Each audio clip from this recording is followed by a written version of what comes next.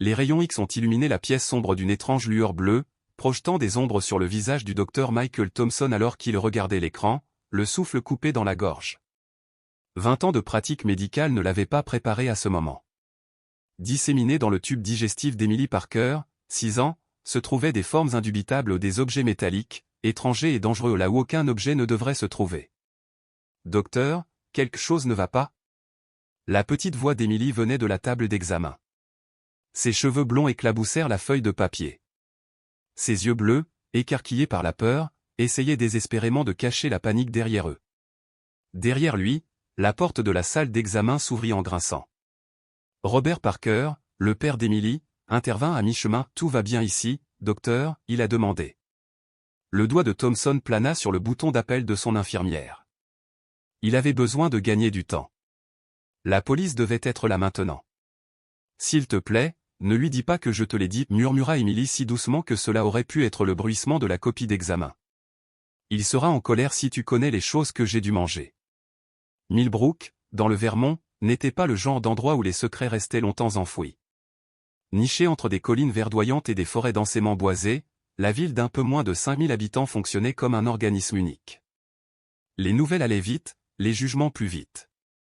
La clinique locale, un bâtiment en briques rouges datant des années 1950, était située sur la rue Maple, avec sa salle d'attente ornée de peintures décolorées représentant des scènes pastorales et des bateaux de pêche.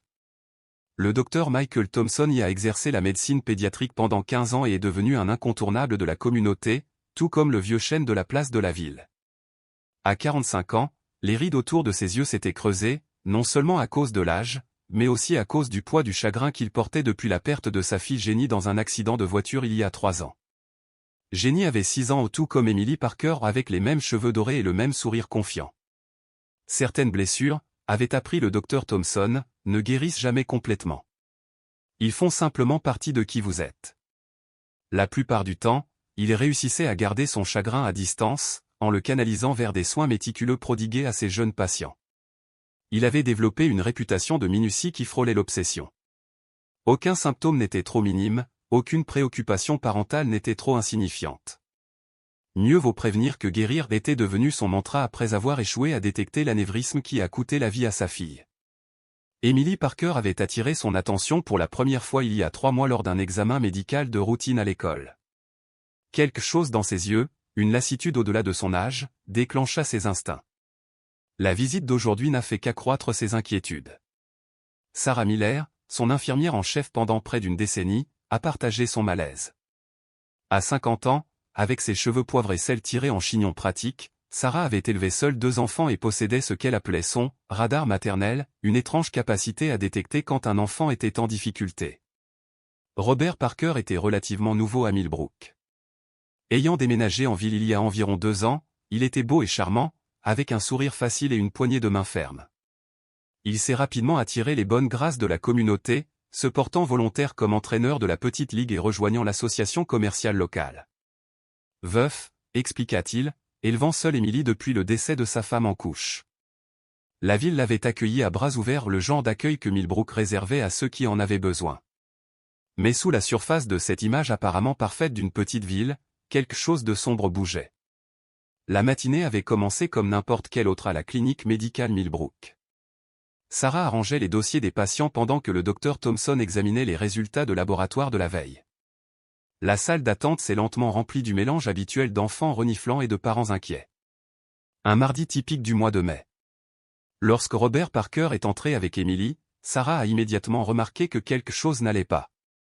La petite fille, d'habitude polie malgré son calme, s'accrochait à son lapin en peluche aux jointures blanches. Son visage était pâle, avec des cernes sous les yeux qui semblaient trop vieux pour son jeune visage.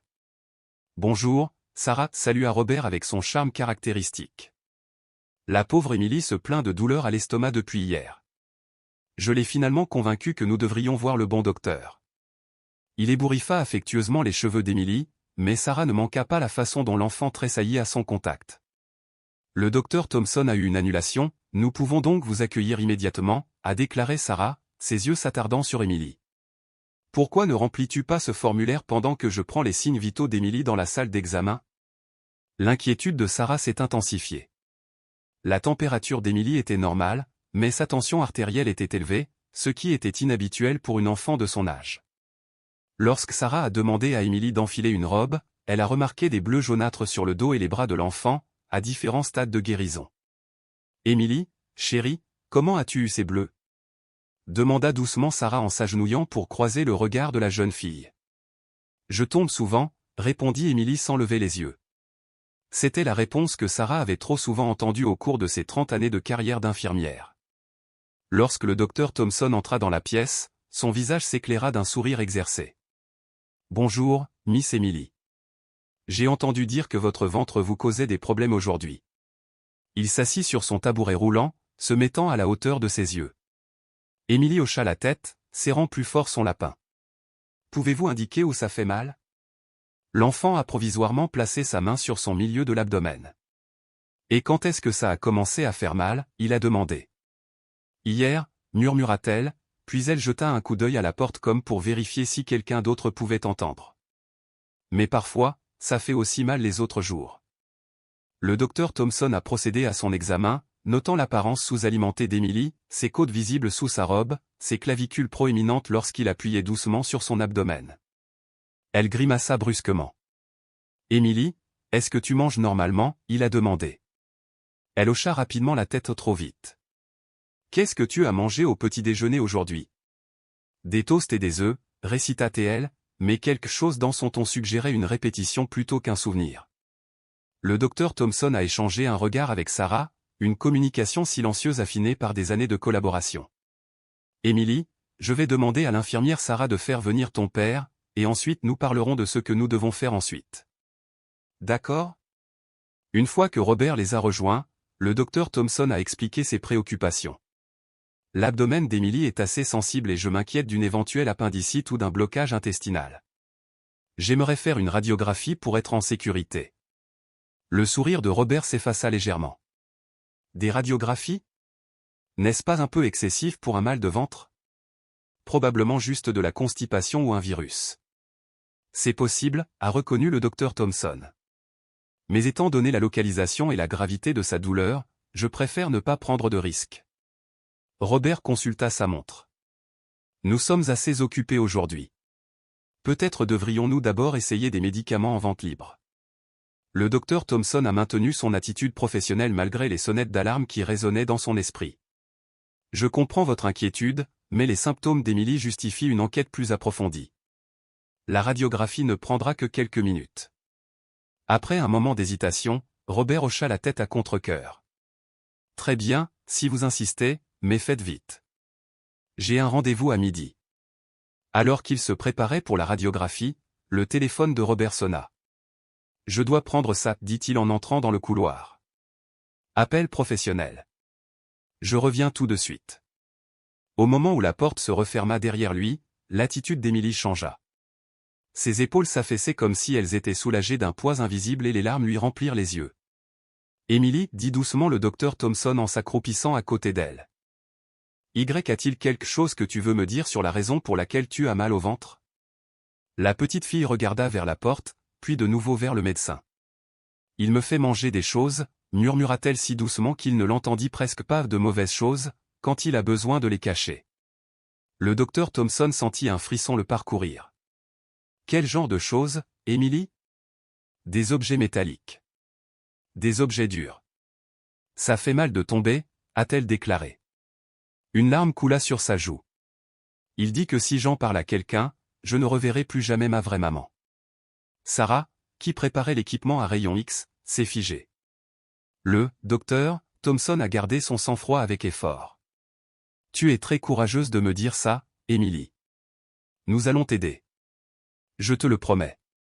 S'il te plaît, ne lui dis pas que je te l'ai dit, plaida Emily, la panique montant dans sa voix.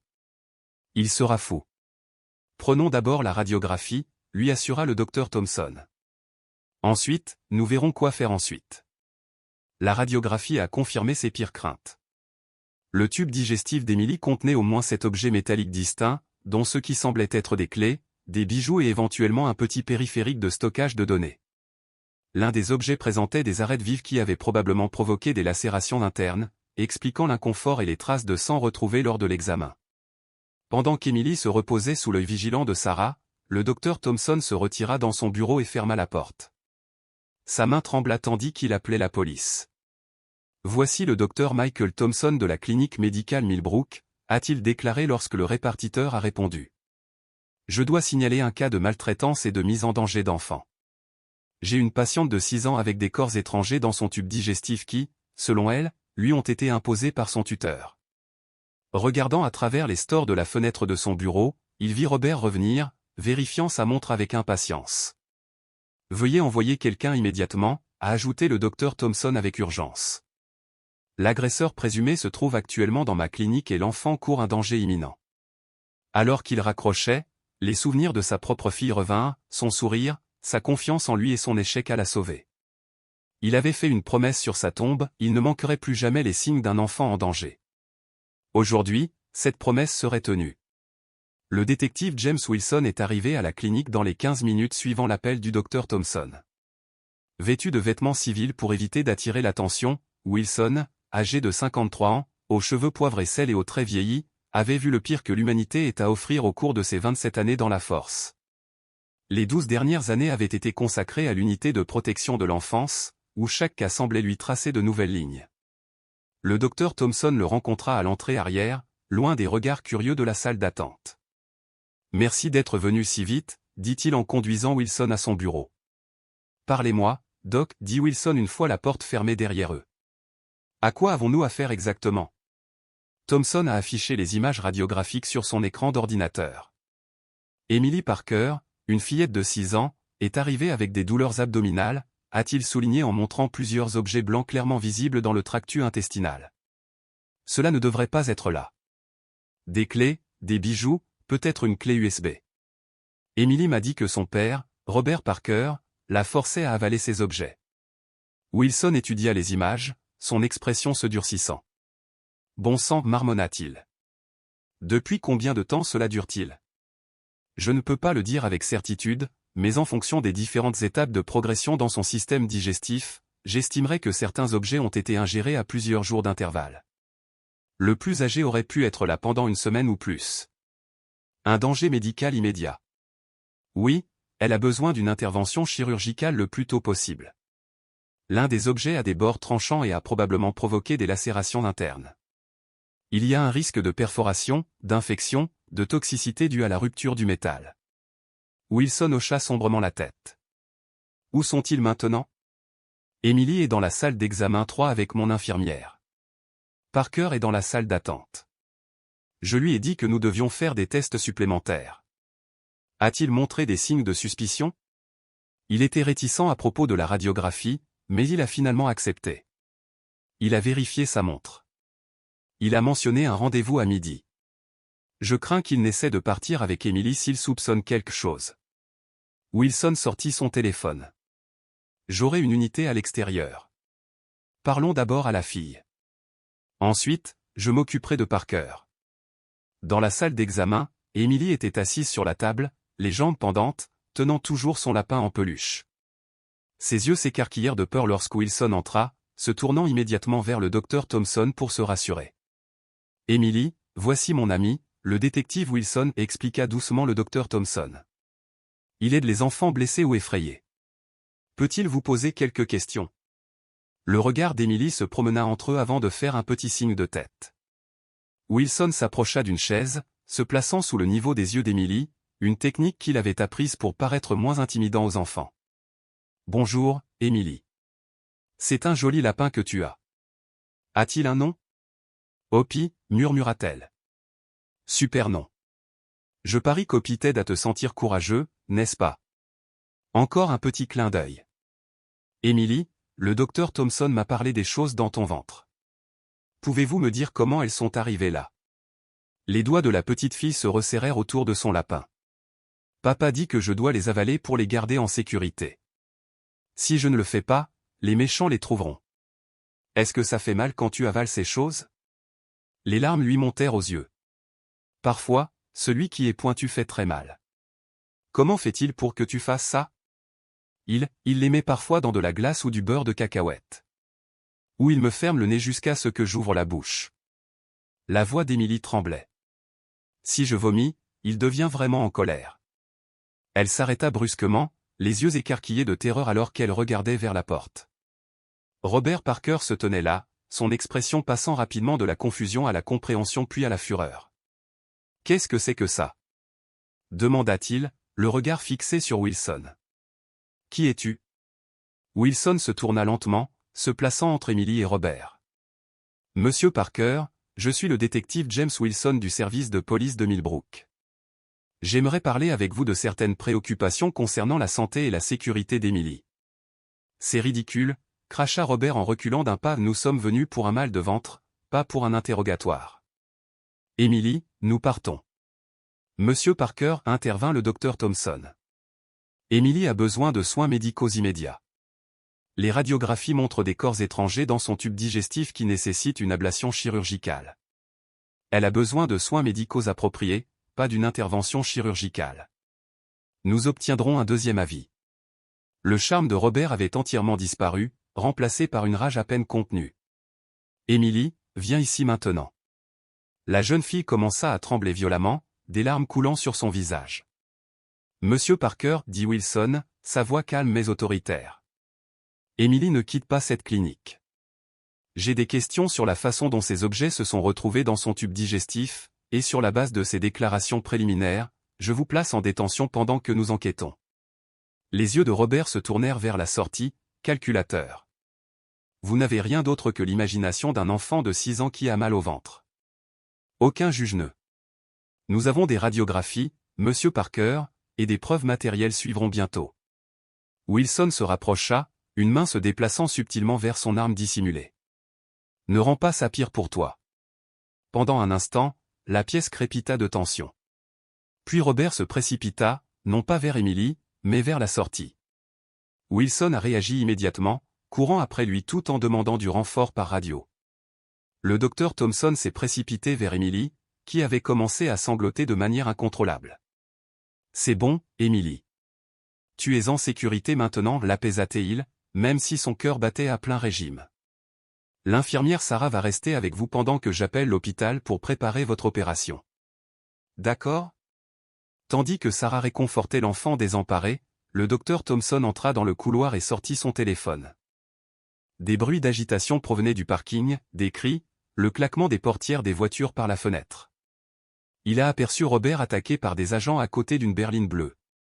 Une vague de souvenirs l'envahit, la petite forme de sa fille génie dans un lit d'hôpital, les tubes et les moniteurs qui l'entouraient, ses appels désespérés au médecin pour qu'il la sauve, la culpabilité qu'il avait consumée par la suite. Il avait fait un vœu silencieux, il ne laisserait plus jamais tomber un enfant qui avait besoin de lui. Le serment l'avait poussé à devenir presque obsessionnel dans sa pratique, recherchant des conditions obscures, ordonnant des tests que d'autres pourraient juger excessifs, écoutant plus attentivement ce que les enfants ne disaient pas que ce qu'ils faisaient. Aujourd'hui, cet engagement avait sauvé Emily Parker. L'équipe chirurgicale de l'hôpital régional était déjà en train d'être constituée. Emily serait transportée en ambulance dans l'heure. Les objets seraient retirés et les preuves préservées. Ce serait un rétablissement difficile physiquement et émotionnellement, mais elle survivrait. Alors que le docteur Thompson mettait fin à l'appel, le détective Wilson rentra dans la clinique, légèrement essoufflé mais satisfait. « Parker est en garde à vue », a-t-il confirmé. « Combattre les accusations ne sera pas facile avec les radiographies et tout ce que nous trouverons pendant l'opération. Les services de protection de l'enfance envoient quelqu'un pour accompagner Emily à l'hôpital. » Le docteur Thompson hocha la tête, le soulagement mêlé de détermination. « J'aimerais être présent lors de son opération si possible. » Wilson l'étudia pendant un moment. « Un lien personnel avec celui-ci, Doc ? » « Ils le sont tous, » répondit le docteur Thompson, regardant par la porte tandis que Sarah essuyait doucement les larmes du visage d'Emily. « Mais oui, celui-là surtout. » L'ambulance a transporté Emily à l'hôpital régional, Sarah l'accompagnant tandis que le docteur Thompson la suivait dans sa propre voiture. Il avait appelé le docteur Eleanor Hay, la meilleure chirurgienne pédiatrique de la région et une vieille amie de la faculté de médecine, pour s'occuper personnellement du cas d'Emily. L'après-midi de mai était devenu gris, avec des nuages orageux s'accumulant au-dessus de nous, comme si la nature elle-même reflétait la gravité de la situation. Dans la zone de préparation chirurgicale, le docteur Thompson se tenait à côté de la civière d'Emily. L'enfant paraissait encore plus petite sous les lumières de l'hôpital, noyée dans sa blouse surdimensionnée, la perfusion dans son bras délivrant des liquides pour traiter sa déshydratation tandis que des moniteurs surveillaient ses signes vitaux. Dr Thompson, la voix d'Emily était à peine audible. Vas-tu réparer mon ventre? Il prit sa petite main dans la sienne. Mon ami le docteur va faire l'opération. C'est le meilleur médecin que je connaisse pour soigner le ventre. Je serai ici à attendre quand tu te réveilleras. Promis. Je le promets. La gravité de ces mots s'installa dans sa poitrine. Les promesses faites aux enfants étaient sacrées, surtout pour un homme qui vivait avec le poids d'une promesse qu'il ne pouvait pas tenir. Le docteur entra. Sa présence confiante remplissant immédiatement la pièce, à 50 ans, avec des cheveux argentés coupés courts et des yeux bruns perçants, elle dégageait l'autorité tranquille qui venait de plusieurs décennies passées à sauver des vies d'enfants. « Bonjour, Emily, dit-elle chaleureusement. Je suis le docteur Hay. Je comprends que vous avez des choses dans votre ventre qui n'y appartiennent pas. Nous allons les retirer pour que vous vous sentiez mieux. » Emily hocha solennellement la tête. Le docteur Thompson surveillera tout le temps depuis une salle spéciale. Et l'infirmière Sarah sera directement dans la salle d'attente. Quand vous vous réveillerez, votre ventre ne vous fera plus mal. Elle jeta un coup d'œil à l'horloge. Il est temps de partir à l'aventure maintenant. Pouvez-vous être courageux pour moi? Comme Opie? Murmura Emily en serrant son lapin en peluche. Oui, tout comme Opie. Le docteur sourit. L'anesthésiste va mettre un petit masque sur votre visage. Ça sentira drôle, mais je veux que vous respiriez profondément et que vous comptiez à rebours à partir de 10. D'accord? Alors que l'équipe chirurgicale emmenait Emily, le docteur Thompson sentit une oppression familière dans sa poitrine, le même sentiment qu'il avait ressenti en regardant sa fille disparaître par les portes de l'hôpital pour la dernière fois. Eleanor remarqua son expression et lui serra l'épaule. Nous prendrons bien soin d'elle, Michael. Je demanderai à une infirmière du bloc opératoire de vous tenir au courant toutes les 30 minutes. L'opération a duré près de 3 heures.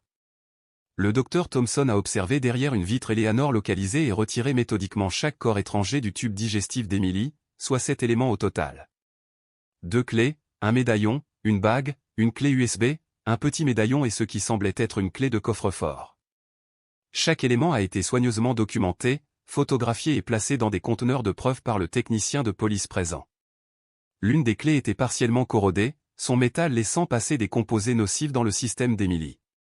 Le bord tranchant de la clé USB avait provoqué une petite perforation dans sa paroi intestinale, que le docteur a réparée avec une précision experte. Tout au long de la procédure, le docteur Thompson a observé l'intervention avec un détachement clinique.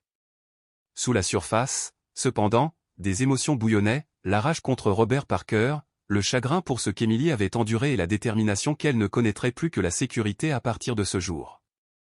Une fois qu'Emily a été transférée en convalescence, Meredith Jenkins, travailleuse des services de protection de l'enfance, âgée d'une 30aine d'années, avec des cheveux bruns pratiques et des chaussures adaptées, attendait pour parler avec le docteur Thompson. Elle portait la compassion lasse de quelqu'un qui a vu trop de souffrance. Docteur Thompson, je m'appelle Meredith Jenkins du CPS. Je comprends que c'est vous qui avez découvert les abus, a-t-elle déclaré. Ils étaient assis dans le coin tranquille de la salle d'attente chirurgicale, les tasses de café du distributeur automatique intact refroidissant entre tandis que le docteur Thompson racontait les événements de la journée. Y a-t-il eu des documents antérieurs faisant état d'inquiétude concernant Emily? A demandé Meredith en examinant sa tablette. Rien dans son dossier médical à notre clinique, a répondu le docteur Thompson. Ils ont déménagé à Millbrook il y a environ 2 ans.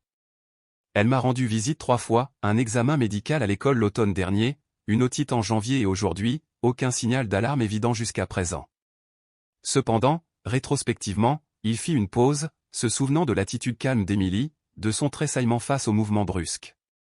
J'aurais dû le remarquer plus tôt, a-t-il ajouté, la voix teintée de culpabilité. Ne vous blâmez pas, le rassura Meredith. Les agresseurs comme Parker sont doués pour cacher leurs actes et faire taire leurs victimes. Elle fit défiler ses notes. Nous effectuons actuellement des vérifications d'antécédents. La recherche préliminaire montre que Robert Parker a quitté Cincinnati pour s'installer à Millbrook, mais nous trouvons des incohérences dans son histoire. Et la mère d'Emily, a demandé le docteur Thompson. Selon les dossiers scolaires, elle est décédée en couche. Nous vérifions cette information, a répondu Meredith. Elle leva les yeux de sa tablette. Pour l'instant, une fois qu'Emily aura obtenu son autorisation médicale, elle sera placée dans l'une de nos familles d'accueil d'urgence. Les Henderson ont de l'expérience dans les cas de traumatisme. Le docteur Thompson hocha la tête, même si quelque chose se tordit dans son ventre à l'idée d'Emily se réveillant dans un autre endroit étrange. J'aimerais continuer à surveiller son rétablissement, d'un point de vue médical. Bien sûr. Nous apprécions votre implication, Dr Thompson, a déclaré Meredith. Puis, hésitante, elle ajouta, il y a autre chose que vous devriez savoir. Le détective Wilson a trouvé un journal dans l'appartement de Parker. Il semble qu'il utilise Emily pour éliminer des preuves depuis au moins 1 an. Nous pensons que ces objets peuvent être liés à d'autres crimes. La révélation pesait lourd entre eux, ajoutant de nouvelles dimensions à l'horreur qu'Emily avait endurée. Au cours des 2 semaines suivantes, la récupération physique d'Emily a progressé régulièrement. Les Henderson, James et Margaret, un enseignant et une infirmière à la retraite au début de la soixantaine, ont fourni un environnement stable pendant que l'enquête sur Robert Parker s'approfondissait.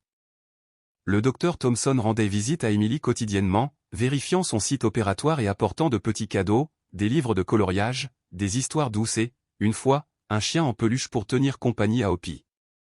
La ville de Millbrook a réagi à la nouvelle avec choc, introspection, puis inévitablement pointage du doigt. Comment se fait-il que personne ne les remarquait? Les enseignants ont mentionné le calme d'Emily mais ont admis qu'ils l'attribuaient à la timidité. Les voisins se souvenaient de la convivialité de Robert et de son engagement communautaire, qui semblait désormais être un masque calculé. Le docteur Thompson réussit à éviter les chuchotements à l'épicerie et les regards obliques vers l'église. Cette affaire a soulevé des questions inconfortables sur la responsabilité collective et sur le silence qui entoure souvent les abus.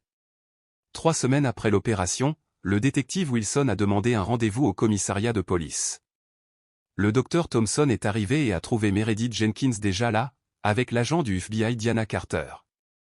Sa présence indiquait que l'affaire s'était étendue au-delà de la compétence de Millbrook. Merci d'être venu, Dr Thompson, commença Wilson une fois installé dans la salle de conférence. Nous voulions vous tenir au courant de l'enquête, compte tenu des soins médicaux continus que vous prodiguez à Emily. L'agent Carter, une femme calme d'une 40aine d'années aux yeux analytiques, a ouvert un dossier. Robert Parker n'est pas son vrai nom. L'analyse de ses empreintes digitales l'identifie comme étant Eric Landry, recherché dans le cadre de plusieurs affaires de vol et de fraude dans 3 États. Nous pensons que les objets qu'Emily a été forcée d'avaler sont liés à divers crimes. Elle fit glisser des photos sur la table. Les objets retirés de l'estomac d'Emily étaient désormais nettoyés et catalogués. Les clés ouvrent des installations de stockage dans différentes villes. Jusqu'à présent, nous avons récupéré des biens volés d'une valeur de plus de 2 millions de dollars. La clé USB contenait des numéros de compte pour des avoirs offshore. Mais il y a plus, a poursuivi le détective Wilson. Nous avons confirmé qu'Emily Parker n'est pas sa fille biologique. Son vrai nom est Lily Anderson. Elle a été portée disparue à Columbus, Ohio, il y a 2 ans, présumée enlevée par un inconnu. Le docteur Thompson sentit la pièce s'incliner légèrement. Elle a été kidnappée. Et ses vrais parents?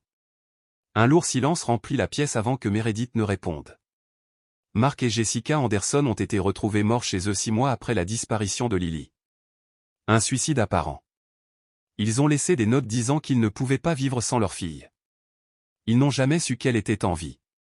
Murmura le docteur Thompson, la tragédie l'envahissant. C'est exact, confirma l'agent Carter. D'après notre enquête, Landry a enlevé Lily dans le cadre d'une invasion de domicile. Quelque chose chez elle a dû lui paraître utile. Donc, au lieu de... Elle fit une pause, laissant l'alternative la plus sombre tacite, il l'a gardée, a créé une nouvelle identité pour eux deux.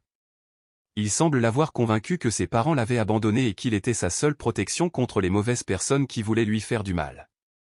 La manipulation psychologique d'un enfant de 4 ans, murmura le docteur Thompson, presque au-delà de l'entendement.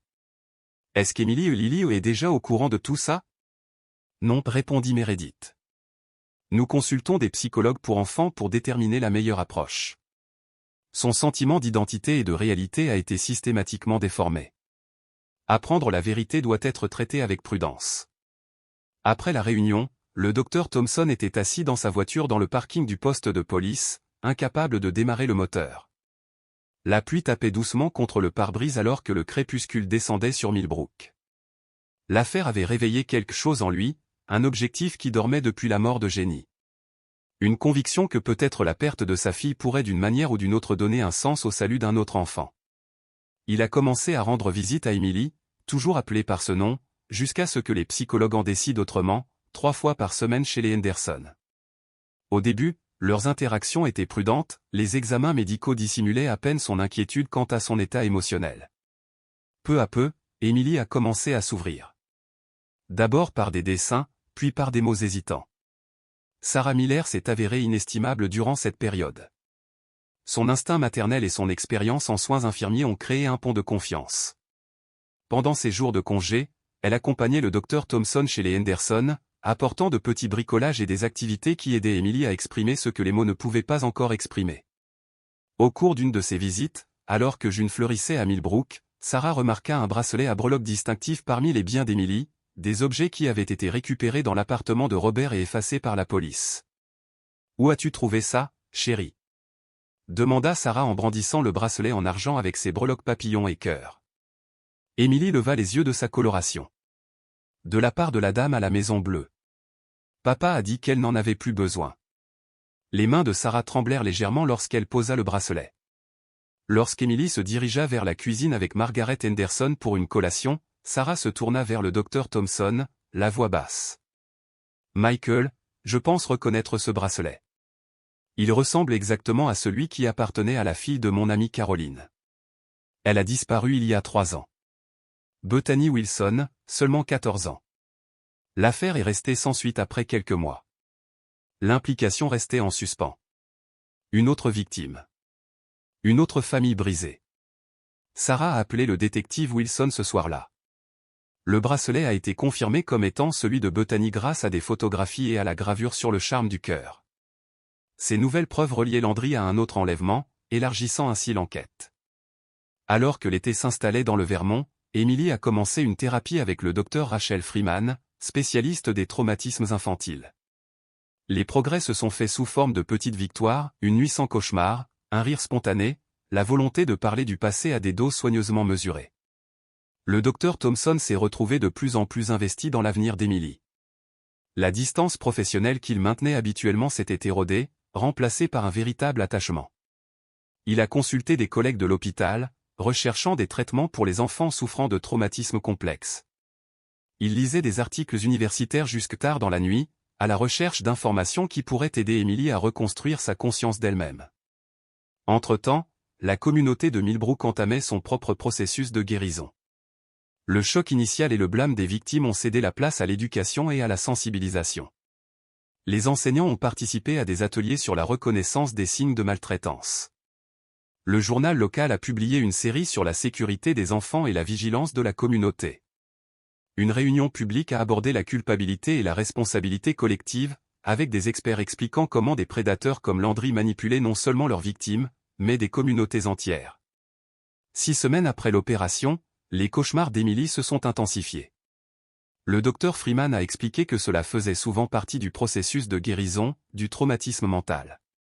Lorsqu'elle s'est finalement sentie suffisamment en sécurité pour le faire, Emily a commencé à se souvenir de fragments de sa vie avant Robert, décrivant une maison jaune aux volets bleus, une balançoire en pneus, une mère qui chantait en cuisinant, un père qui la portait sur ses épaules. Ces souvenirs étaient des confirmations d'où sa mère, des morceaux de Lily Anderson émergeant de dessous l'identité d'Emily Parker. L'équipe clinique a débattu du moment et de la manière de l'aider à comprendre sa véritable histoire, en équilibrant la vérité et le risque de traumatisme supplémentaire. Pendant cette période, le docteur Thompson a reçu un appel inattendu du conseil d'administration de l'hôpital. Des inquiétudes avaient été soulevées quant à son objectivité et à ses limites professionnelles concernant le cas d'Emily.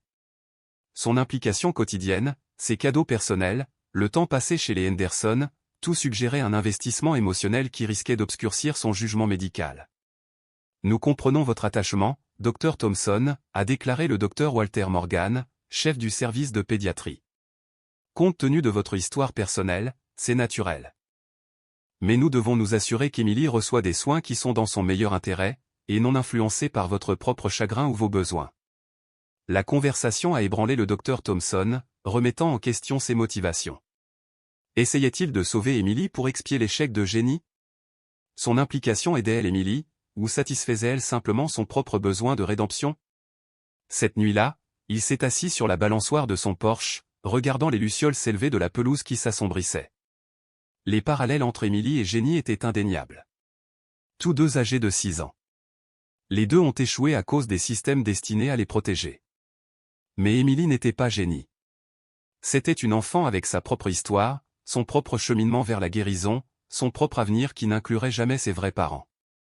La complexité de sa situation commençait seulement à se révéler. Les objets qu'elle avait été forcée d'ingérer étaient liés à des crimes s'étalant sur des années. Chaque nouvelle découverte apportait de nouvelles horreurs, des unités de stockage contenant des preuves de victimes supplémentaires, des documents financiers montrant l'étendue des opérations de Landry et des indications selon lesquelles il n'avait pas travaillé seul. Alors que le docteur Thompson se levait enfin pour entrer, une résolution s'installa dans son cœur. Quelles que soient ses motivations personnelles, Emily avait besoin de stabilité, de continuité et de soins de la part de personnes qui comprenaient la profondeur de son traumatisme. Que son rôle soit celui de médecin, d'avocat ou autre, il ne l'abandonnerait pas. La voie à suivre n'est peut-être pas claire, mais son engagement est absolu. Demain apporterait de nouveaux défis, davantage de révélations de l'enquête, des décisions difficiles concernant le traitement et le placement d'Emily, et des questions sur ses propres limites professionnelles. Mais ce soir, il était réconforté de savoir qu'Emily était en sécurité, que l'horreur qu'elle avait endurée avait été mise en lumière et que la guérison, aussi longue et difficile soit-elle, avait commencé. Juillet arriva avec une chaleur torride qui semblait plonger Millbrook dans un silence somnol. Les familles se sont retirées sur les rives du lac et les enfants ont barboté dans les piscines du jardin. L'enquête sur les crimes d'Eric Landry s'est accélérée avec une sombre dynamique. Chaque jour apportait de nouvelles révélations, toutes plus troublantes les unes que les autres. Par un jeudi matin étouffant, le détective Wilson a appelé le docteur Mount Thompson juste au moment où il terminait ses heures de clinique. « Nous avons besoin de vous à la gare. Nous avons ouvert l'une des unités de stockage. Il y a quelque chose que vous devriez voir. » L'entrepôt situé à la périphérie de Burlington était entouré de véhicules de police et d'enregistrements de scènes de crime lorsque le docteur Thompson est arrivé. L'inspecteur Wilson le rencontra au périmètre, le visage grave sous le bord de sa casquette du département. « Préparez-vous, Doc », prévint-il alors qu'il s'approchait d'une porte à enroulement quelconque marquée des unités numéro 2 et 27. Ce n'est pas joli. L'intérieur de l'unité a d'abord frappé le docteur Thompson par son organisation méticuleuse. Des étagères métalliques bordaient les murs. Chaque étagère était étiquetée et disposée avec une précision clinique. Des marqueurs de preuve parsemaient l'espace où les techniciens photographiaient et cataloguaient des objets, bijoux, appareils électroniques, documents et autres effets personnels. « Ce sont tous des biens volés ?» a demandé le docteur Thompson, prenant en compte l'étendue de la collection. « Une partie », a confirmé Wilson. « Mais ce n'est pas pour ça que je t'ai appelé. » Il nous guida vers une table au centre de l'unité où se tenait l'agent Carter, examinant un registre ouvert. Dr Thompson reconnut elle sans lever les yeux. « Merci d'être venu. Nous avons trouvé ceci parmi les possessions de Landry. » Elle tourna le livre vers lui. Les pages contenaient des entrées manuscrites, des dates s'étalant sur 4 ans, chacune accompagnée de noms, de lieux et de notations énigmatiques. Ce qui a attiré l'attention du docteur Thompson était un nom familier au milieu d'une page, Emily Lilly, acquise 061222, Columbus, malléable, conforme après période d'ajustement, taille utile pour le transport. Le détachement clinique de l'entrée lui fit tourner l'estomac. Des vies humaines réduites à des acquisitions, des évaluations d'utilité et des obstacles neutralisés. Il y a 15 noms au total, dit doucement l'agent Carter. Nous avons confirmé 12 rapports d'enfants disparus dans 6 États. 3 restent non identifiés. Il ne travaillait pas seul. Wilson a ajouté, le grand livre fait référence aux partenaires, aux points de dépôt, aux clients. Il s'agissait d'un trafic organisé, pas seulement d'un vol de propriété, mais peut-être aussi d'enfants. Le docteur Thompson se força à se concentrer malgré la vague de répulsion. Pourquoi me montrer ça? Je ne fais pas partie des forces de l'ordre, a-t-il demandé. 2 raisons, a répondu Wilson. Tout d'abord, l'entrée numéro 4. Il montra une page antérieure. Le docteur Thompson a lu la ligne indiquée, Bethany W, acquise 03201, Millbrook, résistante, licenciée après non-respect. Bracelet conservé comme trophée. La fille de l'ami de Sarah, murmura le docteur Thompson. Oui, le bracelet qu'Emily avait le confirme. Landry opérait à Millbrook avant de partir et de revenir avec Emily Lilly, ce qui m'amène à la deuxième raison pour laquelle vous êtes ici. Wilson feuilleta plusieurs pages vers des entrées plus récentes. Ce nom est apparu à plusieurs reprises dans ses notes récentes, Kevin Harrington. Ce nom frappa le docteur Thompson comme un coup dur. Le conseiller scolaire. Le même. Nous avons des preuves suggérant qu'Harrington aurait pu être le contact local de Landry, aidant peut-être à identifier les enfants vulnérables. Les implications ont déferlé sur le docteur Thompson dans une vague écœurante. Kevin Harrington était conseiller d'orientation de l'école élémentaire Millbrook depuis 8 ans. Il avait accès à tous les enfants du système scolaire, connaissait leur situation familiale, leur vulnérabilité, leurs horaires. Il avait procédé à l'évaluation initiale d'Emily lors de son inscription. Il y a plus, intervint l'agent Carter. D'après les notes contenues dans ce registre, nous pensons qu'Harrington pourrait toujours surveiller Emily. Plusieurs entrées mentionnaient le maintien d'une surveillance après l'arrestation de Landry. Tu penses qu'elle est toujours en danger? Dit le docteur Thompson, la prise de conscience se cristallisant. C'est une possibilité que nous ne pouvons pas ignorer, a confirmé Wilson. Nous sommes sur le point d'arrêter Harrington, mais nous ne l'avons pas encore localisé. Il ne s'est pas présenté au travail aujourd'hui et sa maison semble avoir été libérée à la hâte. Les Henderson sont déjà sous protection, lui a assuré Wilson. Nous avons placé une voiture banalisée devant leur maison hier par mesure de précaution, mais nous devons nous préparer à la possibilité qu'Harrington tente d'atteindre Emily. Elle pourrait être la clé des preuves qui pourraient l'impliquer ou la faire taire en tant que témoin, termina sombrement le docteur Thompson. Les 48 heures suivantes ont transformé Millbrook. Des véhicules de police banalisés stationnés au coin des rues. Agents menant des enquêtes porte à porte. Agents du FBI établissant un centre de commandement dans le bâtiment municipal. La photo de Kevin Harrington est apparue dans les journaux télévisés locaux, accompagnée d'avertissements de ne pas l'approcher. Le docteur Thompson se retrouvait déchiré entre ses patients habituels et son inquiétude pour Emily. Les Henderson ont rapporté qu'elle était devenue de plus en plus renfermée à mesure que la présence policière s'intensifiait autour de leur domicile. Ses cauchemars étaient revenus avec une nouvelle intensité où les rêves de l'homme à lunettes qui la surveillait à l'école et lui disait de garder des secrets. Dimanche après-midi, le docteur Thompson s'est rendu au domicile des Henderson accompagné de Sarah. Ils trouvèrent Emily dans le jardin, arrachant méthodiquement les mauvaises herbes aux côtés de Margaret Henderson. Le visage de l'enfant s'éclaira momentanément à leur arrivée avant de redevenir vigilant hélas. « Comment te sens-tu aujourd'hui, Emily ?» demanda le docteur Thompson en s'agenouillant à côté d'elle dans la terre molle. D'accord, elle tira sur un pissenlit têtu. Est-ce que l'homme à lunettes me cherche? Le docteur Thompson échangea un regard avec Sarah. Pourquoi tu demandes ça, chérie? J'ai entendu Madame Henderson parler au téléphone et Emily gardait les yeux rivés sur le sol. Elle a dit que la police le recherchait parce qu'il avait aidé mon père. Il me surveillait à l'école. Il a dit que si quelque chose arrivait à mon père, je devrais l'accompagner parce qu'il m'emmènerait voir ma vraie mère. Cette révélation fortuite a fait froid dans le dos au docteur Thompson. Emily, es-tu déjà allée quelque part avec l'homme à lunettes? Elle secoua la tête. Papa a dit seulement si c'était une urgence. Est-ce une urgence maintenant? Non, lui assura le docteur Thompson en posant doucement une main sur son épaule. Tu es en sécurité ici avec les Henderson, et Sarah et moi sommes là aussi. Plus tard, après qu'Emily soit rentrée pour déjeuner, le docteur Thompson a partagé ses révélations avec le détective Wilson par téléphone.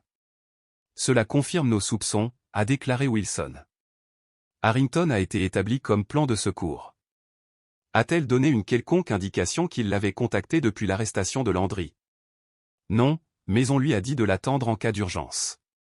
Compte tenu des circonstances, elle pourrait considérer la présence de la police comme une urgence.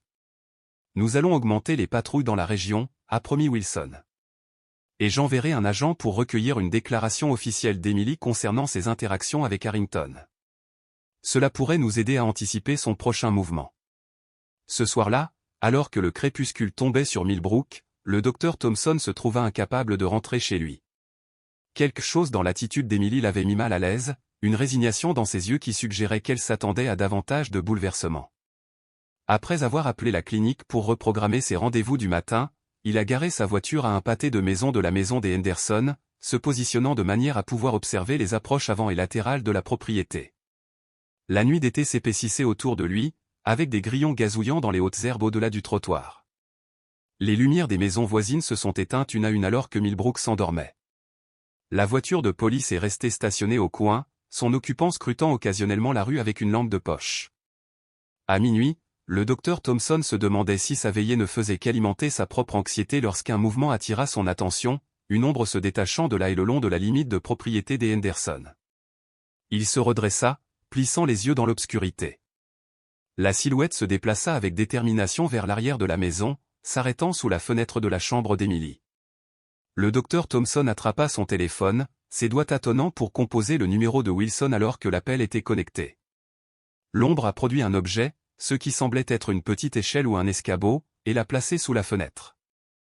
Wilson, quelqu'un est à la maison Henderson, côté est, essayant d'accéder à la fenêtre d'Emily, murmura-t-il avec urgence. Les agents sont à 3 minutes, a répondu Wilson. Ne vous engagez pas. Le docteur Thompson avait déjà laissé tomber le téléphone et traversé la rue en direction de la maison. L'intrus, un homme de corpulence moyenne, vêtu de vêtements sombres, avait maintenant soulevé la fenêtre et fouillé à l'intérieur. « Eh, docteur !» cria Thompson en se mettant à courir. « Éloignez-vous de là !» La silhouette se retourna, le visage obscurci par l'obscurité, mais la posture alerte et surprise l'espace d'un battement de cœur. Ils se regardèrent sur 30 pieds de pelouse éclairée par la lune. Puis l'homme a fouillé sa veste et en a sorti ce qui était sans aucun doute une arme de poing. L'élan du docteur Thompson affaiblit alors que son instinct de survie s'opposait à sa détermination. Dans ce moment d'hésitation, un petit visage apparut à la fenêtre, celui d'Emily, ses traits pâles fantomatiques dans la pénombre. Monsieur Harrington, sa voix dérivait à travers la cour. L'homme se retourna vers la fenêtre, faisant un geste pressant. « Vite, Emily, souviens-toi de ce que nous avons pratiqué. C'est une urgence. » La confirmation de l'identité de Harrington a galvanisé le docteur Thompson. Prudence abandonnée, il chargea en avant. « Emily, reste à l'intérieur. Il n'est pas là pour t'aider. » Harrington pointa son arme vers la menace qui approchait, mais l'élan du docteur Thompson le fit avancer à une vitesse imprudente. Ils se heurtèrent avec une force déchirante, tombant au sol dans un enchevêtrement désespéré de membres. L'arme s'est déchargée avec un craquement assourdissant, la balle sifflant inoffensivement dans le ciel nocturne. La douleur a explosé dans la mâchoire du docteur Thompson alors qu'Harrington lui donnait un solide coup de poing. Des étoiles jaillissaient dans son champ de vision, mais l'adrénaline le maintenait à se battre, luttant pour le contrôle de l'arme. « Emily, cours !» Le docteur Thompson haletait entre les coups. Attraper les Henderson. Du coin de l'œil, il vit l'enfant disparaître par la fenêtre. Harrington, sentant son influence s'évaporer, se bat avec un désespoir renouvelé. L'arme, momentanément oubliée dans la lutte, gisait dans l'herbe juste hors de leur portée. Avec un élan de force né de la protection de ce qu'il n'avait pas réussi à sauver auparavant, le docteur Thompson plaqua les épaules de Harrington au sol. Les lunettes du conseiller avaient été renversées, révélant des yeux faux avec un but contrarié. « C'est fini, Kevin, » haleta le docteur Thompson. « La police sait tout. L'unité de stockage, le registre, votre lien avec Landry. » Harrington se débattit sous lui, essayant de déloger la prise. « Tu ne comprends rien, » gronda Teil. « La fille est une preuve. Elle peut identifier les clients, les lieux, les opérations. Je protège le réseau. »« Vous faites du trafic d'enfants », rétorqua le docteur Thompson, le dégoût lui donnant la force de maintenir son emprise. Malgré les difficultés de Harrington, les lumières se sont allumées à l'intérieur de la maison des Henderson. Les portes claquèrent. Des pas résonnèrent dans la cour tandis que James Henderson émergeait avec une batte de baseball, suivi quelques instants plus tard par le hurlement des sirènes qui approchaient. En quelques minutes, la rue calme s'est transformée en un tourbillon de lumière et d'activité de secours. Les policiers ont menotté Harrington pendant que les ambulanciers examinaient les blessures du docteur Thompson, une lèvre fendue, des côtes meurtries et ce qui allait devenir un impressionnant œil au beurre noir. Emily a regardé tout cela depuis la sécurité de l'étreinte de Sarah sur le porche des Henderson lorsque le docteur Thompson s'est approché après avoir fait sa déclaration. Elle s'écarta et courut vers lui, enroulant ses bras autour de sa taille avec une force surprenante. « Tu m'as encore sauvé », murmura-t-elle. « Comme à l'hôpital ?» Le docteur Thompson s'agenouilla à son niveau, grimaçant face à la protestation venant de ses côtes. « J'ai promis de te protéger. Tu te souviens ?» Emily hocha solennellement la tête. « L'homme à lunettes a dit qu'il m'emmènerait chez ma vraie mère, mais c'était un mensonge, » n'est-ce pas? La question restait entre eux, lourde d'implications au-delà de sa connaissance, les parents perdus à cause du chagrin, la vie qui lui avait été volée, les manipulations conçues pour la contrôler. Oui, Émilie, dit-il doucement. C'était un mensonge. Mais nous allons vous aider à comprendre la vérité. Et nous serons avec vous à chaque étape du processus. Alors que l'aube se levait sur Millbrook, projetant de longues ombres sur la rue désormais calme, le docteur Thompson savait que la crise était passée. Mais le chemin vers la guérison ne faisait que commencer. Avec l'arrestation de Harrington, le danger immédiat avait disparu. Mais le réseau dont il avait parlé restait une ombre qui planait sur l'avenir d'Emily. Ce qui comptait le plus à cet instant, cependant, c'était la petite main enfermée avec confiance dans la sienne, et le fait de savoir que ce soir, au moins, il avait tenu sa promesse.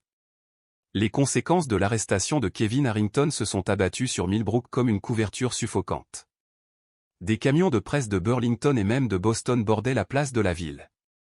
Les journalistes tendent leur microphone à quiconque souhaite parler du réseau de trafic d'enfants de Millbrook. L'école primaire où Harrington avait travaillé pendant près d'une décennie est devenue le centre d'une protestation de parents exigeant des réponses, des responsabilités et l'assurance que leurs enfants n'avaient pas été pris pour cible. Pour Emily, le chaos extérieur s'est manifesté par une rupture privée 3 jours après la capture d'Harrington. Elle cessa complètement de parler. Son retrait silencieux concernait à la fois les Henderson et l'équipe de spécialistes désormais affectés à son cas. Le docteur Freeman, son thérapeute, l'a expliqué comme une réponse protectrice, une façon dont son esprit crée de la sécurité lorsque les mots deviennent trop dangereux. Elle traite de multiples trahisons, a déclaré le docteur Tara Freeman au docteur Park Thompson lors d'une conférence de cas à l'hôpital régional. L'homme qu'elle a connu comme son père, le conseiller en qui elle a appris à faire confiance. Et maintenant, la prise de conscience que tout son récit de vie a été fabriqué pour un enfant de 6 ans.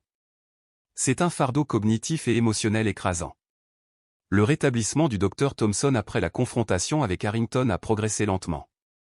Ses blessures physiques, les côtes meurtries, l'impressionnant œil au beurre noir, la lèvre fendue guériraient en quelques semaines. Les conséquences émotionnelles se sont révélées plus persistantes. Les cauchemars de ne pas pouvoir atteindre la fenêtre d'Emily a tant hanté son sommeil. Pendant ses heures de veille, il se retrouvait à vérifier de manière obsessionnelle les mises à jour sur l'affaire, à la recherche de toute indication indiquant que le réseau mentionné par Harrington était en train d'être démantelé. Par un jeudi après-midi pluvieux, l'agent Carter a demandé une réunion au bâtiment fédéral de Burlington. La salle de conférence stérile où elle le recevait ne ressemblait en rien à la chaleur de sa clinique de Millbrook, son éclairage fluorescent contrastant avec les murs gris. « Merci d'être venu, Dr Thompson », commença-t-elle, un dossier ouvert devant elle. Votre intervention a potentiellement sauvé la vie d'Emily et nous a permis de mettre en garde à vue un suspect essentiel. Cependant, la situation est devenue plus complexe. Elle fit glisser plusieurs photographies sur la table, des images de surveillance d'un entrepôt, d'un motel et de ce qui semblait être une piste d'atterrissage privée d'après les appareils électroniques d'Harrington et les dossiers de Landry. Nous avons identifié des sites opérationnels dans toute la Nouvelle-Angleterre connectés à leur réseau de trafic. Ce qui a commencé comme un bien volé a évolué vers quelque chose de bien plus sinistre. Nous pensons qu'ils identifiaient les enfants vulnérables grâce à la position de Harrington, puis soit les enlevaient directement, soit créaient des situations dans lesquelles ils pourraient être séparés de leur famille. Le docteur Thompson a étudié les images, reconnaissant la précision clinique qui caractérisait l'unité de stockage. De combien d'enfants parlons-nous, il a demandé. Qu'a confirmé, 15 au cours des 6 dernières années. Mais certains éléments indiquent que le réseau s'étend au-delà de ce que Landry et Harrington ont directement traité. L'attitude professionnelle de l'agent Carter se brisa légèrement, révélant l'humain sous le badge. Jusqu'à présent, nous avons récupéré 4 enfants vivants, dont Emily, a-t-il poursuivi. Les autres ? La phrase inachevée restait en suspens, lourde d'implications. La conversation s'est déplacée vers les parents biologiques d'Emily, les Anderson. Nous avons confirmé grâce à des tests ADN qu'Emily est bien Lily Anderson. L'enquête sur la mort de Mark et Jessica Anderson a été rouverte. L'esprit du docteur Thompson s'emballait. Vous dites qu'ils ont été assassinés. A-t-il demandé, la gravité de la situation s'imprégnant. Les notes de suicide ne correspondent pas à leur modèle d'écriture connu, a expliqué Carter. Les relevés bancaires montrent des retraits inhabituels dans les semaines précédant leur décès, et les preuves matérielles sur les lieux étaient problématiques. L'agent Carter a fermé le dossier. Nous étudions la possibilité qu'ils aient découvert quelque chose sur l'enlèvement de leur fille qui les rendrait dangereux pour le réseau. Le docteur Thompson se pencha en arrière, analysant l'horreur grandissante de l'histoire d'Emily. Non seulement elle avait été kidnappée et maltraitée, mais les parents qui auraient pu la récupérer avaient potentiellement été réduits au silence pour toujours. Est-ce qu'Emily est au courant de tout ça? A demandé le docteur Thompson. Pas encore, répondit Carter. Son équipe psychologique la sent actuellement trop fragile pour ces révélations. Ce qui m'amène à la deuxième raison de cette rencontre. L'expression de l'agent Carter s'adoucit légèrement. Le cas d'Emily a attiré l'attention des médias. Son identité en tant que Lily Anderson finira par devenir publique malgré nos efforts pour maintenir la confidentialité. Lorsque cela se produira, elle aura besoin de protection non seulement contre les membres restants du réseau, mais aussi contre le traumatisme d'une exposition publique. Protection des témoins. Suggéra le docteur Thompson. Une variante adaptée aux enfants victimes, a précisé Carter. Nouvelle identité, relocalisation, soutien psychologique continu. Il hésita. La difficulté est de trouver un placement approprié. Les Henderson sont d'excellents tuteurs temporaires. Mais à leur âge, ils ne sont pas équipés pour faire face aux défis à long terme auxquels Emily sera confrontée. Nous plaçons généralement les enfants chez des membres de la famille sélectionnés, mais Emily n'a plus de famille. Le docteur Thompson a mis fin à sa pensée. Le retour à Millbrook a donné au docteur Thompson le temps d'assimiler les implications de la conversation. La pluie tombait sur son pare-brise et le balayage rythmé des essuie-glaces marquait le pas de ses pensées. Emily, légalement Lily, même si personne n'utilisait encore ce nom, existait dans un vide précaire. Son passé avait été violemment brisé, son présent enveloppé de traumatisme et de silence protecteur, et son avenir restait incertain. Ce soir-là, chez les Henderson, Emily était assise à la table de la cuisine, coloriant avec une précision mécanique. Elle n'avait pas parlé depuis 5 jours, mais ses œuvres étaient devenues de plus en plus élaborées, des scènes détaillées de maisons, de familles et de paysages qui, selon le docteur S. Freeman, représentaient sa tentative de reconstruire une réalité cohérente. A-t-elle mangé aujourd'hui? Demanda doucement le docteur Thompson à Margaret Henderson. Juste un petit toast au petit déjeuner, un demi-sandwich au déjeuner, répondit la femme plus âgée, le visage marqué par l'inquiétude. James a essayé de lire son histoire préférée, mais elle a juste regardé le mur. C'est comme si elle était ici mais pas ici. Le docteur Thompson ne l'a que trop bien compris. Il tira une chaise à côté d'Emily, la regardant sélectionner soigneusement un crayon bleu. C'est une belle maison que tu dessines, observa-t-il. Est-ce que c'est un endroit spécial? Emily a continué à colorier sans rien dire, ajoutant des détails méticuleux au volet de la maison. Puis, sans lever les yeux, elle poussa une feuille de papier vierge vers lui et lui plaça un crayon vert dans la main. Ce geste, sa première initiation à l'interaction depuis des jours, le prit par surprise. Il a accepté l'invitation et a commencé à dessiner un simple arbre. Ils travaillèrent dans un silence amical, les seuls bruits étant le grattement des crayons sur le papier et le murmure lointain du match de baseball de James Henderson à la télévision. Après plusieurs minutes, Emily plaça sa petite main sur la sienne, guidant son crayon pour ajouter une balançoire en pneu à l'arbre. Le moment de connexion, muet mais profond, lui apporta une tension inattendue dans la gorge. Lorsque Sarah Miller est arrivée 1 heure plus tard pour vérifier l'incision chirurgicale en cours de guérison d'Emily, elle les a trouvés toujours en train de se dessiner, une série d'œuvres d'art recouvrant la table, des maisons, des arbres, des animaux et des personnes rendues dans des couleurs vives. Eh bien, regarde ce studio d'art, sourit Sarah en posant son sac d'allaitement. Passez-vous un bon moment avec le docteur Thompson, Emily? L'enfant n'a pas répondu verbalement, mais elle a poussé un dessin vers Sarah où une silhouette aux cheveux bouclés portant ce qui semblait être une blouse d'infirmière. Est-ce moi? Demanda Sarah, touchée. C'est merveilleux, dit-elle en souriant. Emily hocha la tête, le moindre sourire effleurant ses lèvres avant de disparaître. C'était une petite victoire, mais dans le paysage de son traumatisme, même des progrès microscopiques comptaient. Plus tard, après avoir examiné l'incision de guérison d'Emily et aidé Margaret à la préparer à aller au lit, Sarah a rejoint le docteur Thompson sur le porche des Henderson. La pluie d'été était passée, laissant derrière elle l'odeur fraîche de la terre mouillée et le cœur des grenouilles d'un étang voisin. J'ai entendu parler de votre rencontre avec le FBI, dit Sarah en s'installant dans un fauteuil en osier. Les rumeurs dans la ville s'aggravent. Tout le monde spécule sur les enfants qui auraient pu être ciblés, et si leurs propres enfants couraient un risque. Le docteur Thompson soupira. L'hystérie collective n'aide pas, surtout pas pour le rétablissement d'Emily.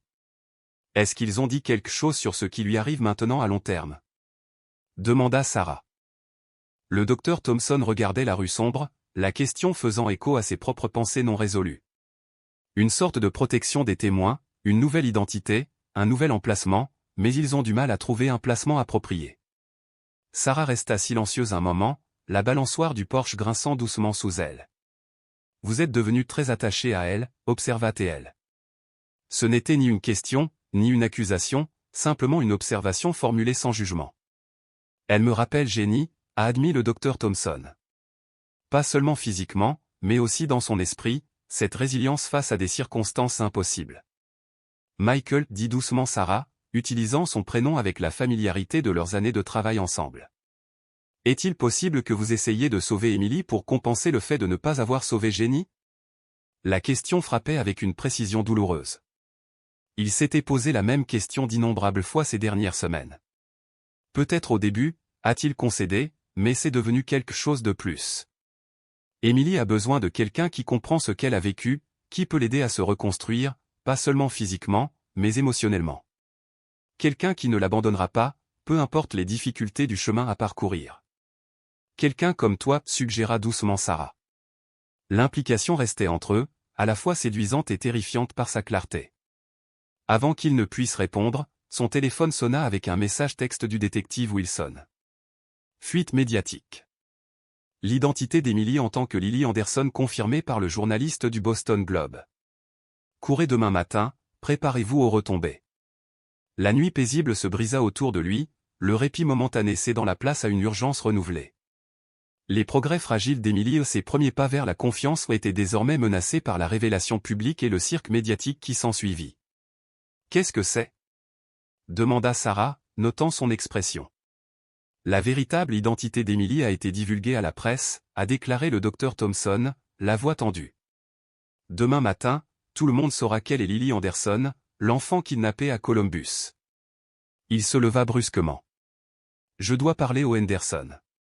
Nous devons la préparer, la protéger d'une manière ou d'une autre. Mais alors qu'il se tournait vers la maison, la vérité s'imposa à lui avec une clarté cristalline. Il n'y avait aucune préparation adéquate pour ce qui attendait Emily maintenant. La tragédie de sa situation était sur le point de devenir un sujet de consommation publique. Sa douleur privée s'est transformée en gros titre sensationnel. Cette révélation la forcerait à affronter des réalités auxquelles elle n'était pas prête à affronter. Parents perdus, identité volée, vie irréversiblement altérée. L'enfant qui avait enfin commencé à retrouver le chemin de la connexion serait confronté à une nouvelle fracture dévastatrice dans son monde déjà brisé. Il n'y avait aucune raison de croire que la victimisation était aléatoire. Cependant, ces propos rassurants n'ont pas réussi à apaiser la tension croissante dans la foule. Les parents ont commencé à exiger des réponses, qui avaient été ciblées, si leur famille était en danger et quels signes avant-coureurs ils auraient pu manquer. Derrière la peur, il y avait un courant palpable de culpabilité. C'était la prise de conscience collective que leur communauté avait hébergé des prédateurs qui opéraient à la vue de tous depuis bien trop longtemps.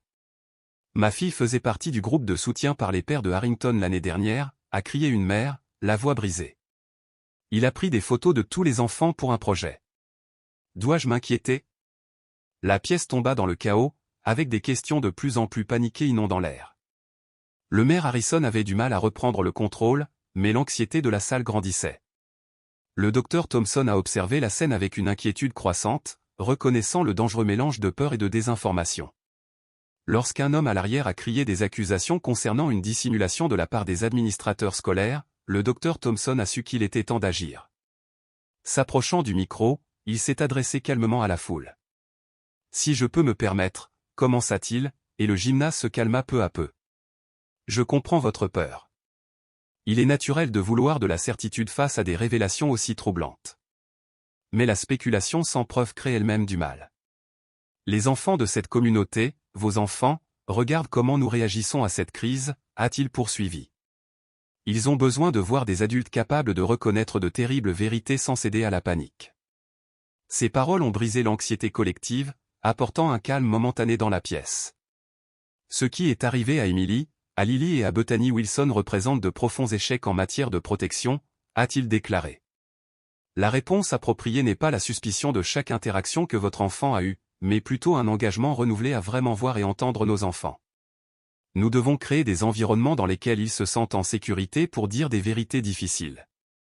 Après la réunion, alors que la foule se dispersait dans la chaude nuit d'été, Caroline Wilson s'est approchée du docteur Thompson dans le stationnement. Au milieu de la quarantaine, avec les cheveux auburn de sa fille Bethany maintenant striés de gris prématuré, Caroline se comportait avec une dignité que seule celle qui avait profondément souffert pouvait posséder. « Docteur Thompson », commença-t-elle, sa voix ferme malgré l'émotion dans ses yeux. « Sarah m'a dit que tu t'occupais de la fille Anderson, que c'est toi qui as découvert ce qui lui est arrivé. » « J'ai joué un petit rôle », répondit-il en la reconnaissant. « Beaucoup de gens l'aident maintenant. » Caroline hocha la tête, enroulant étroitement son cardigan autour d'elle, malgré la chaleur du mois de juillet. « Ils ont trouvé le bracelet de Bethany avec elle, n'est-ce pas? C'est ce que disent les journaux. » « Oui », a confirmé le docteur Thompson.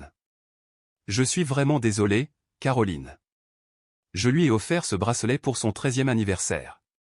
En argent, avec des breloques papillons et cœur. » Caroline toucha distraitement son propre poignet, comme si elle sentait un poids fantôme.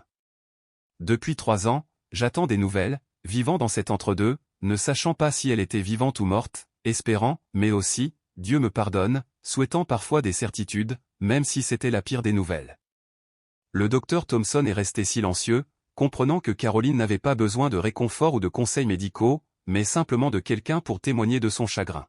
« L'agent du FBI est venu me voir hier, » a poursuivi Caroline, la voix brisée. « Il m'a montré des photos d'autres objets qu'ils ont trouvés dans l'une des unités de stockage, le sac à dos de Bethany, son sweat à capuche préféré. » Elle prit une inspiration tremblante. « Ils ne pensent pas qu'elle est en vie. Ils ont essayé de le dire avec douceur, mais je pouvais le voir dans leurs yeux. »« Je suis profondément désolé, » a déclaré le docteur Thompson, ses paroles semblant terriblement inadéquates face à une perte aussi profonde. « Je veux rencontrer Lily, la fille qui a survécu alors que ma fille n'a pas survécu. Serait-ce possible? » Cette demande a pris le docteur Thompson par surprise. Son instinct était de protéger Emily d'une complexité émotionnelle supplémentaire, mais il reconnaissait le potentiel de guérison d'une telle rencontre pour Emily et Caroline. « Je parlerai avec son équipe de soins », a déclaré le docteur Thompson. « Il faudrait que cela soit géré avec soin, au bon moment. » Caroline hocha la tête, les larmes coulant sur ses joues. « Merci. J'ai juste besoin de voir l'enfant qui s'en est sorti, pour savoir que quelque chose de bon a émergé de toutes ces ténèbres. » Alors que le docteur Thompson rentrait chez lui en parcourant les rues calmes de Millbrook, il s'est retrouvé à la croisée des chemins, au propre comme au figuré. La route principale le mènerait à sa maison vide d'Elm Street, où la chambre de génie restait intacte, comme un musée des possibilités perdues. La route secondaire le conduisit cependant vers les Henderson, où Emily dormait désormais sous la protection de la police, son monde irrévocablement changé par les révélations de la journée.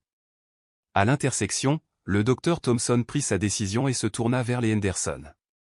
Il avait promis à Emily qu'il serait là pour elle, et ce soir, alors qu'elle découvrait la vérité sur son identité et le sort de ses parents, elle avait plus que jamais besoin de cohérence.